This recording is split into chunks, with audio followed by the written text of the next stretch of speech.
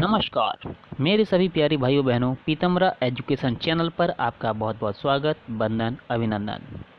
जैसा थंबनेल में आप देख सकते हैं, सिकंदर का इतिहास। आज की क्लास में सिकंदर के इतिहास के बारे में, उसके जीवन चरित्र के बारे में चर्चा करेंगे। तो चलिए बढ़ते हैं आज की क्लास की तरफ। इससे पहले जिन भाई बहनों ने चैनल सब्सक्राइब ना किया, सब्सक्राइब करें, शेयर करें, लाइक करें और कमेंट जरूर करें।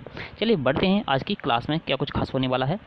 सबसे पहले सिकंदर का इतिहास देख लेते हैं। ये सिकंदर था, सिकंदर कौन था, कैसे था। सबसे पहले देखते हैं सिकंदर कौन था। सिकंदर का जन्म 20 जुलाई 356 ईसा पूर्व में प्राचीन नेपोलियन की राजधानी पेला में हुआ था। सिकंदर के पिता का नाम था फिलिप सेकंड था। और ये जो सिकंदर था, ये सिकंदर जो था वो शुरू से ही बड़ा होनहार बच्चा था। और आपको बता दो, सिकंदर के पिता का नाम फिलिप था, फिलिप सेकंड, जो कि मैकडोनिया या मैकडोनिया लिखा हुआ है। मैकडोनिया कहीं कहीं पर मकदूनिया भी लिखा होता है। ये मैकडोनिया लिखा है, कहीं कहीं मकदूनिया लिखा होता है। मकदूनिया भी आप सही है। तो मकदूनिया या मैकडोनिया के ओलंपिया के राजा थे और उनकी माता का नाम ओलंपिया था। ऐसा कहा जाता है कि वे एक जादूगरनी थी जो सांपों के बीच में रहने का इनको शौक़ था, सिकंदर की माँ को। और मैं आपको बता दूं, सिकंदर के पिता जो थे उनकी हत्या कर दी गई थी 329 में। कब? 329 ईसा पूर्व। ठीक है, ईसा पूर्व सिकंदर के पिता की हत्या कर दी गई थी। सिकंदर जो शिष्य थे वो थे अरस्तु के। सिकंदर के गुरु थे अरस्तु। सिकंदर के गुरु कौन थे? अरस्तु। ये सिकंदर के गुरु थे अरस्तु सिकंदर के गुरु थे। ठीक है, अरस्तु सिकंदर के गुरु थे। अब देखते हैं उसके, ये सिकंदर है। और सिकंदर के बारे में और क्या है। सिकंदर ने भारत विजय का अभियान 326 में प्रारंभ किया था। कब किया था? 326 में, 326 में ईसा पूर्व इसने भारत पर विजय अभियान अपना प्रारंभ किया था। सिकंदर का सेनापति की बात करते हैं। सिकंदर का सेनापति का नाम था सेल्यूकस निकेटर। सिकंदर के सेनापति का नाम था सेल्यूकस निकेटर। ठीक है, सिकंदर को पंजाब के राजा पोरस के साथ युद्ध करना पड़ा था और काफ़ी टक्कर का युद्ध था। और इसमें सिकंदर ने माना था कि हाँ, भारत में भी योद्धा की कमी नहीं है। चलिए अब देखते हैं सिकंदर का इतिहास। आज हम आपको बताते हैं, दुनिया में बहुत सारे राजा हुए, लेकिन एक ही ऐसा राजा है जिसके नाम के आगे दुनिया महान लगाती है, यानी ग्रेट। जैसे अलेक्जेंडर द ग्रेट, जिन्हें पूरी दुनिया सिकंदर के नाम से जानती है। आप सभी जानते होंगे अलेक्जेंडर थर्ड। ये अलेक्जेंडर जिसके बारे में हम सिकंदर के बारे में पढ़ते हैं, द महान सिकंदर महान बोलते हैं, या the great Sikandar the great बोलते हैं, द ग्रेट ऑफ सिकंदर जो भी बोलते हैं आप, तो वो थर्ड था। एक्चुअल में सिकंदर नाम की एक प्रथा, एक उपाधि टाइप की थी, ये समझ लीजिए आप। First, Sikandar second, Sikandar third और सिकंदर फोर्थ अलेक्जेंडर या सिकंदर का पुत्र था। इस प्रकार से सिकंदर की उपाधियां चलती गईं। देखिए, ये अलेक्जेंडर थर्ड था, जो अलेक्जेंडर मैसेडोनियम नाम से भी जाना जाता है। अलेक्जेंडर को, सिकंदर का दूसरा नाम क्या है? मैसेडोनियम। इस नाम से भी इसको जाना जाता है। अपनी मृत्यु तक वह तमाम भूमि को जीत चुका था जिसकी जानकारी प्राचीन ग्रीक लोगों को थी। क्योंकि ये ग्रीक का था, इसलिए उसे विश्व विजेता भी कहा जाता है। और उसके नाम के साथ महान यानी द ग्रेट भी लगाया जाता है। इतिहास में सबसे कुशल और यशस्वी सेनापति भी इसको माना जाता है। सिकंदर की एक बहन थी, आपकी जानकारी के लिए बता दूं। सिकंदर की एक बहन थी, इसका नाम था क्लियोपेट्रा। और इन दोनों की परवरिश पेला स्थान पर शाही राज दरबार में हुई थी। और वह सिकंदर महान की एकमात्र ही क्या थी? शिवलिंग्स यानी बहन थी या सहोदर थी। ठीक है, अब इसके प्रारंभिक जीवन की बात करें। सिकंदर बचपन में ही बहुत बुद्धिमान था। केवल 12 साल की उम्र में ही सिकंदर ने घुड़सवारी बहुत अच्छे से सीख ली थी। ठीक है, घुड़सवारी बहुत अच्छे से सीख ली थी। शुरुआत में सिकंदर ने अपने रिश्तेदार दी ईस्टर्न लियोनिडास ऑफ एपिरूस, है ना, ये रिश्तेदार थी इसकी। सिकंदर के पिता फिलिप चाहते थे कि सिकंदर पढ़ाई के साथ साथ युद्ध विद्या का भी ज्ञानी हो जाए, इसलिए उन्होंने एक अनुभवी और कुशल रिश्तेदार को इस काम के लिए लगा दिया था और उसने उसको धनुर्विद्या, घुड़सवारी और काफ़ी सारी चीज़ें इस प्रकार की सिखाई थी। जब अलेक्जेंडर 13 साल का था तो उसके पिता ने उसके लिए एक टीचर या ट्यूटर जिसे घर जाकर पढ़ाना होता था वो रख दिया था। इसका नाम था एरिस्टोटल। इसका नाम क्या था? एरिस्टोटल। इसके जो निजी टीचर था यानी जो ट्यूटर था जो घर आकर उसको पढ़ाता था उसका नाम था एरिस्टोटल था। इसको नियुक्त कर दिया था, ठीक है। और जिसे भारत का अरस्तु भी कहते हैं, ठीक है ना। जब सिकंदर 13 साल के हुए तो उनके पिता ने उनके लिए एक निजी शिक्षक एरिस्टोटल की नियुक्ति की जिसका नाम एरिस्टोटल था, जिन्हें भारत का अरस्तु भी कहा जाता है। एरिस्टोटल को भारत का अरस्तु कहते हैं। वे एक प्रसिद्ध और महान दार्शनिक भी थे। कौन? एरिस्टोटल की बात कर रहा हूँ मैं। फिलोसोफर थे ये, दार्शनिक। अरस्तु ने सिकंदर से करीब 3 सालों तक साहित्य की शिक्षा ग्रहण की। इसके साथ ही बात करने का तौर तरीका भी सिखाया, ठीक है। सिकंदर जैसे प्रतिभाशाली व्यक्ति को निखारने का काम अरस्तु ने ही किया था। अरस्तु के मार्गदर्शन में सिकंदर योग्य होता चला गया और उसने दुनिया को जीतने का आत्मविश्वास भी बढ़ता चला गया। ये सिकंदर है। सिकंदर की आप पिक्चर्स भी देख सकते हैं। अब सिकंदर ने अपने पिता द्वारा मकदूनिया जो राज्य था, मैकडोनिया बोल रहे हैं इसको, मकदूनिया भी वो कहीं कहीं लिखा होता है, तो मकदूनिया को एक महान राज्य, मकदूनिया को एक सामान्य राज्य से महान सैन्य शक्ति में बदलते देखा था। सिकंदर ने अपने पिता की बाल्कन्स में जीत लिया था बाल्कन्स में इसके पिता ने यानी फिलिप ने। तो इसको देखते हुए सिकंदर को ऐसा लगा कि यार मुझे भी कुछ ऐसा बड़ा करना चाहिए काम, ठीक है ना। 329 में वह अपने पिता की मृत्यु के बाद सम्राट बन गया था। कौन? सिकंदर। ये डेट बहुत इंपॉर्टेंट है, ये पूछी जाती है कि सम्राट कब बना वो। तो 329 में 329, ओके, ये बहुत इंपॉर्टेंट डेट है। उस समय उसकी आयु केवल 20 साल थी।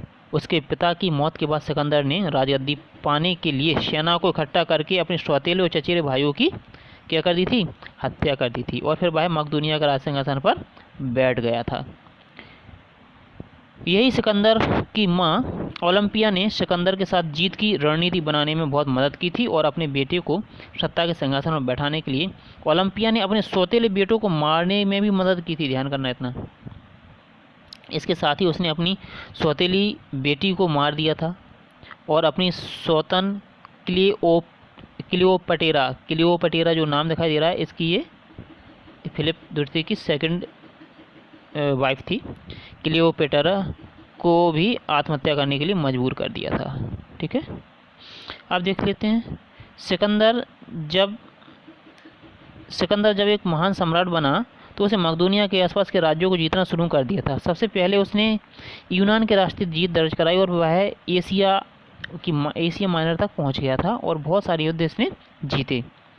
इसने ईरान, मिस्र, मेसोपोटामिया, फिनिशिया, जुदेया, गाजा, बैक्ट्रिया प्रदेश ये सारे जीत लिए थे। देखिए इस टाइप में। अब देखते हैं सिकंदर और भारत, ये क्या हुआ है। सिकंदर और भारत मैं आपको बता दूं, सिकंदर 326 में यूनानी शासक सिकंदर ने भारत पर आक्रमण किया और पंजाब में सिंधु नदी को पार करते हुए सिकंदर तक्षशिला पहुंच गया था। तक्षशिला जो महाविश्वविद्यालय था, उस समय चाणक्य तक्षशिला में अध्यापक थे और वहाँ के राजा कौन थे? आम्भी ने सिकंदर की अधीनता स्वीकार कर ली थी, ठीक है ना।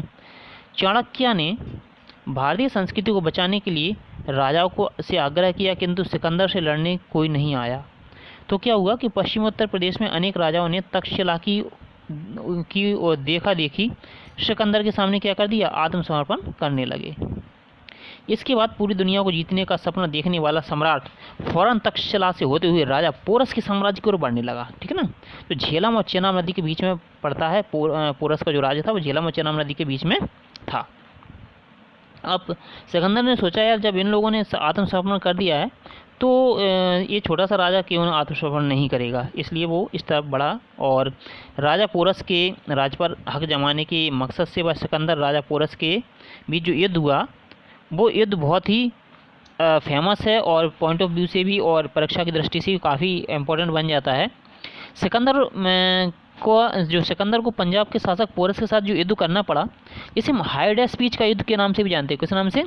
हाइड स्पीच के युद्ध, या फिर झेलम या बेतश्ता। झेलम का पुराना नाम है बेतश्ता, तो बेतश्ता का युद्ध के नाम से भी इसको जानते हैं। हाइड स्पीच या बेतश्ता युद्ध, झेलम युद्ध, ये तीनों ही नाम सिकंदर और इसके सिकंदर के बीच और पोरस के बीच हुए थे। सिकंदर 325 ईसा पूर्व में भारत आया था और 326 ईसा पूर्व में 326 यानी 326 में ईसा पूर्व में भारत आया था और 325 में ये भारत से लौट गया। देखिए माइनस में तारीखें चल रही हैं, क्यों? क्योंकि ये ईसा पूर्व की बात है इसलिए।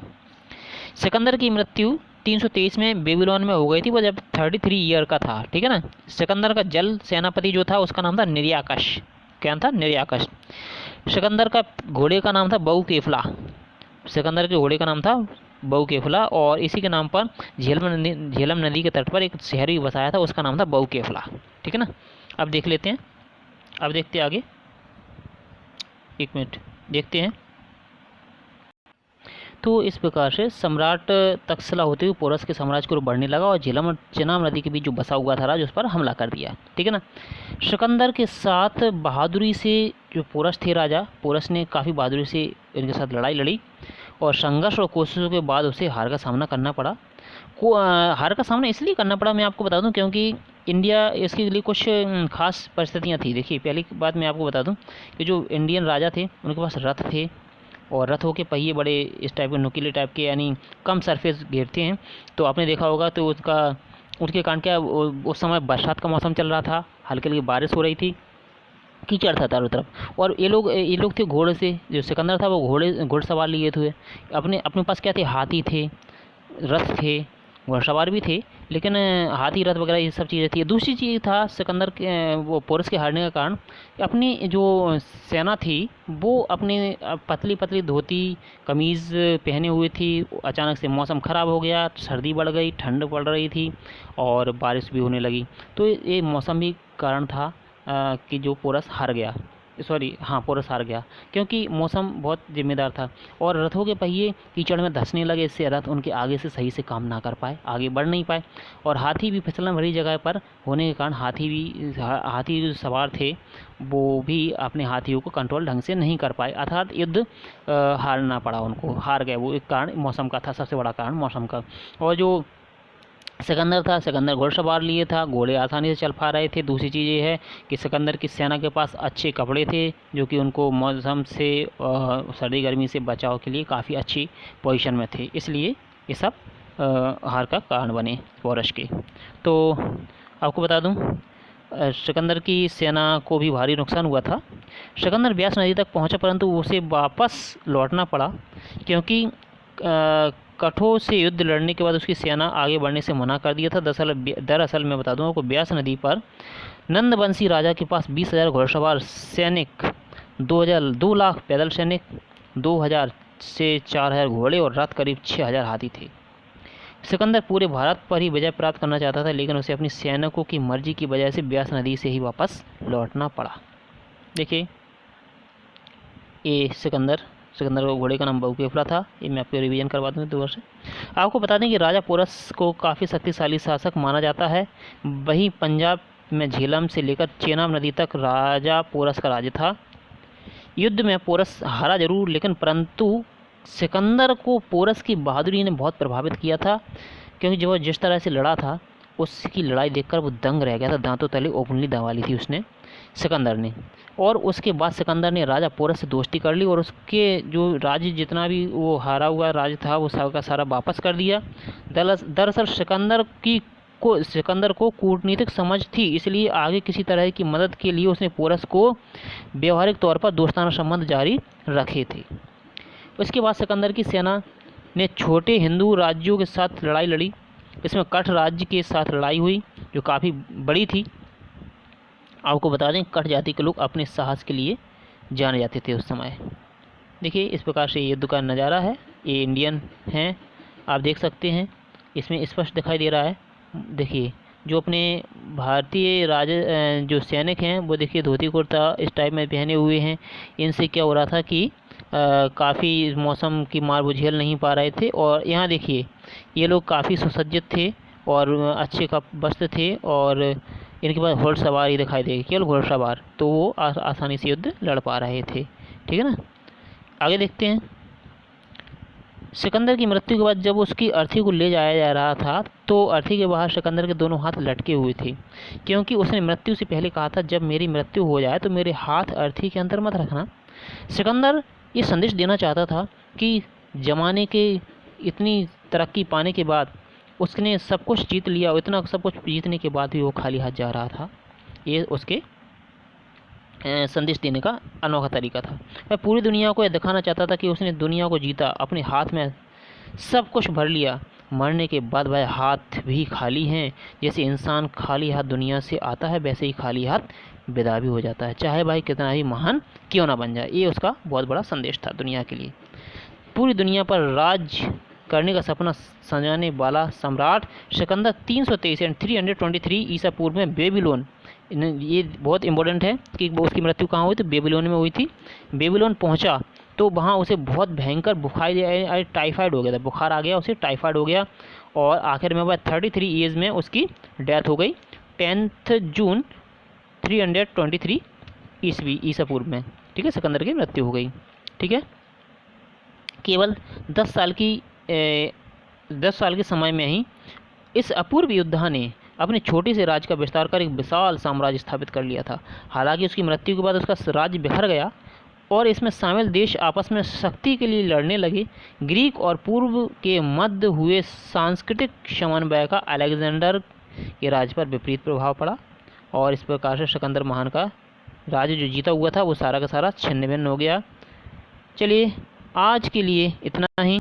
आपको यदि इस स्टोरी से कुछ जानकारी अच्छी लगी हो, यदि मेरा वीडियो अच्छा लगा हो तो आप लाइक करें, शेयर करें, कमेंट ज़रूर करें, क्योंकि आपके कमेंट से हमें मोटिवेशन मिलता है और आगे किस टाइप के वीडियो बनाने हैं, आप किस विषय पर वीडियो चाहते हैं वो भी मुझे कमेंट करके बताएं, मैं वो वाली वीडियो भी आपके लिए डालूंगा।